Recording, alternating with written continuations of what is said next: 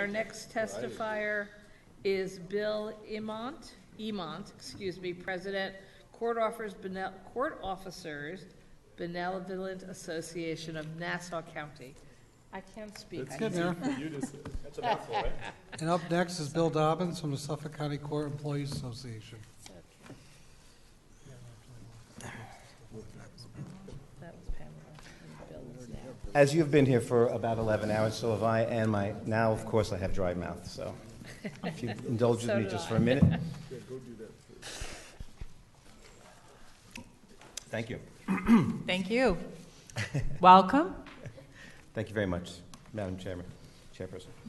My name is Billy Imandt, and I'm a 32-year court employee, and I'm the president of COBANC, the Court Officers Benevolent Association of Nassau County, representing not only court officers, but approximately 65 different job titles, including court clerks, court attorneys, reporters, interpreters, analysts, judges' secretaries, judges' law clerks, and what we call the back office workers, who really should be called the backbone of the system, office workers, just to name a few of the titles. I asked to speak to you today to give you a report from the trenches and let you know that how well my members are equipped and supported to handle the business of serving the public in their vital role as a support staff in the administration of justice to the citizens of Nassau County and, of course, New York State.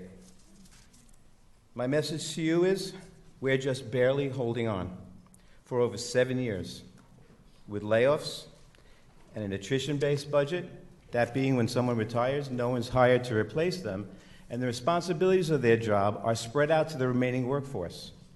We've been getting the job done, as I've said, for years now.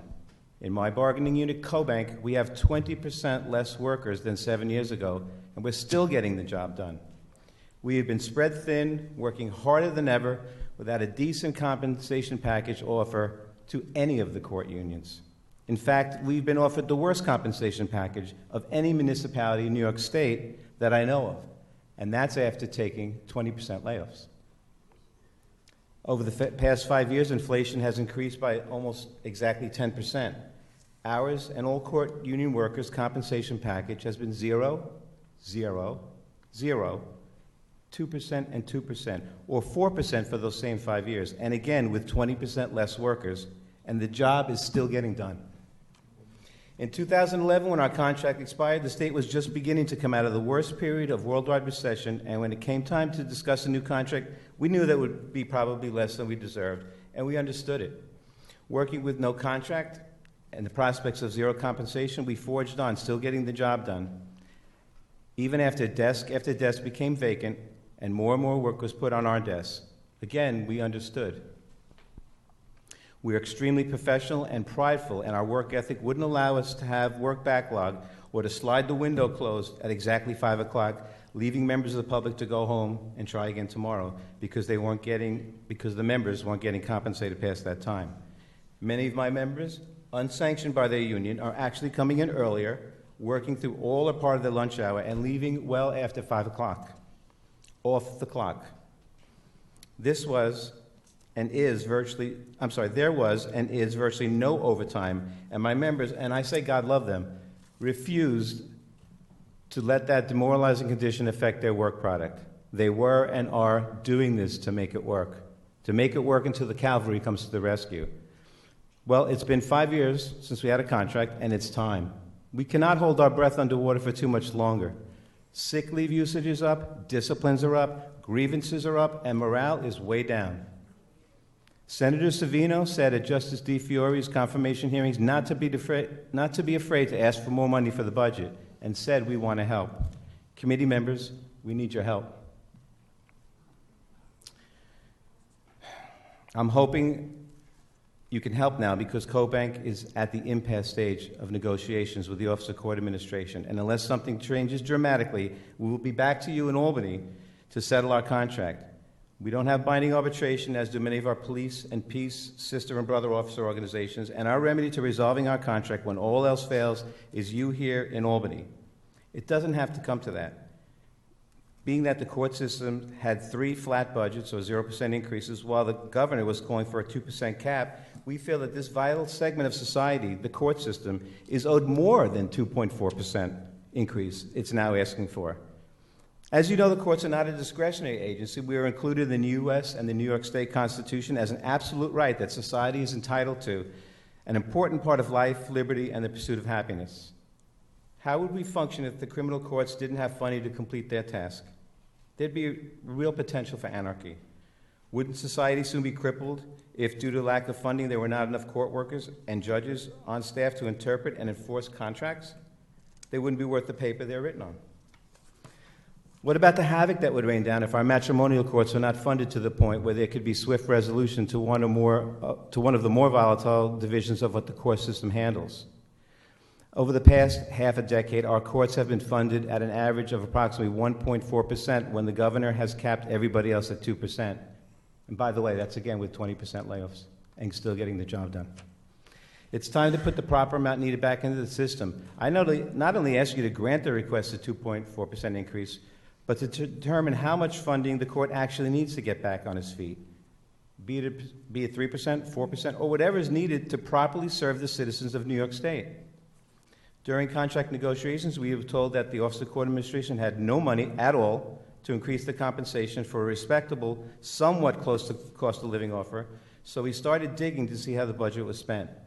And you don't have to dig too far to see that there's a whopping $85 million budgeted for fiscal 16-17 for a program that we all know as Civil Legal Services. Now, as you know, this program to help the public that cannot afford counsel for important civil legal matters, foreclosures, family court matters, and landlord-tenant matters, just to name a few. A noble and worthy program, no doubt. However, we feel it has no business being funded through the court budget. The Office of Court Administration budget is 90% paychecks to people. We don't have tractors and trucks like the DOT. 90% of that budget money goes to workers' paychecks, which will then, of course, get circulated back into communities and into paying taxes. We can't afford to fund a program of this magnitude through the court budget. It even has a sense of impropriety that the court budget money is going to attorneys that appear before the same organization that funded them to represent people of need. We've been reading that the state is so flush with money now, we feel it should be a program that's financed through the executive branch and not the Office of Court Administration. We can't afford it. Our buildings are in horrendous condition. Our staffing needs to be reinforced, and our workers, who are the foundation of the court system, needed to be treated with the respect they have earned by being compensated fairly and equitably. We are the middle class. We fuel the economy. If we do well, history has shown that society does well. You can't fund programs from money intended to make the court works on all levels on the backs of middle-class workers in that system. In fact, ironically, the Civil Legal Service Program was formulated and created and expanded at the same time we were being laid off and offered zero compensation. If the Civil Legal Service Program was picked up by the executive branch, we could fund the judges' raises and fair and equitable compensation for my members and members of the other court unions. And with all the surplus money that New York State has, I think they should expand the Civil Legal Service Program under the executive branch, though. It would most probably instantly resolve the contracts of the remaining one-third of the unions without a contract. 3 of the 4 without a contract are speaking today. It would not burden future budgets with recurring monies, and it would show appreciation and recognition for how hard and long all state court employees have been working and sacrificing. I believe that Chief Justice DeFiore, could also require that the approximately 60,000 non-municipal New York State Bar Association attorneys donate 14 hours pro bono a year, or half a day per quarter, to keep this program operating as it has been. Or she can caucus with the legislature, her OCA experts, Bar Association representatives, and union leaders to figure out how to take this program out of the court budget. Honorable members of this committee, please don't kick the can down the street, because, as I said, if we don't resolve this situation now, very soon we will be back in a number of months asking you to impose what would be a fair contract on us and the Office of Court Administration. We don't want to give you more work, but we may have no choice. We're willing to roll the dice as to what you think is fair, because we don't think anyone would fathom, with a 20% reduction in workforce and the job still getting done every day in every courthouse in every state, that reasonable people, such as you, would think that the fair number is 0. Due to low-paying salaries, I've been told by Human Resources that the courts are having a retention problem. Now, couple that with the fact that the state has the ability to pay. With the inadequate budgets that they've been given, OCA keeps cutting and cutting to the point now where we have retention problems, staffing problems, contract problems, people working out of title, and very serious morale problems, and extreme security issues. Although OCA's own security staffing guidelines say that there should be a minimum of 3 court officers in a criminal part, and 2 officers on a perimeter patrol, they're actually down to 1 now. We didn't squawk when it was 2, although we didn't think it was safe, but again, we tried to make it work.